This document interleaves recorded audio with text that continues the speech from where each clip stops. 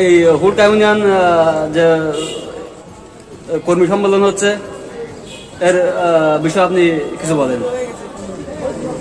আসলে আমি চাই যোগ্য ব্যক্তি যারা আছে, ত্যাগী এবং জনপ্রিয়, তারা আসলে সমাজে নিষ্ঠার সাথে কাজ করবে, এমন ব্যক্তি আসলে নির্বাচিত হোক, যে আসলে জনগণের জন্য তা মঙ্গল করে।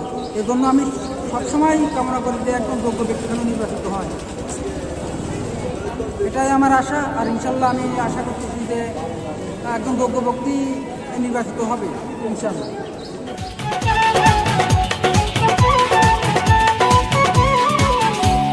জনগণের নয়ন তুমি, দুঃখ সুখের সাথী, জনসেবার মূল মন্ত্র তোমার রাজনীতি। সময়ের সাথে নতুন দিগন্তে তুমি চলমান।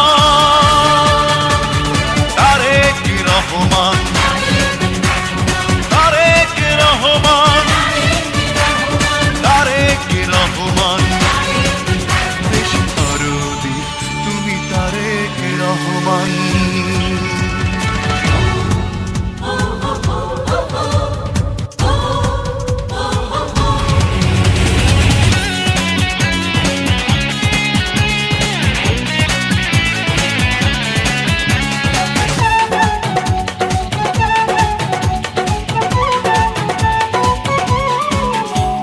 স্বপ্নের দেশ বাংলাদেশ গড়া তোমার আশা, সারা অন্তর জুড়ে তোমার মাটির ভালোবাসা।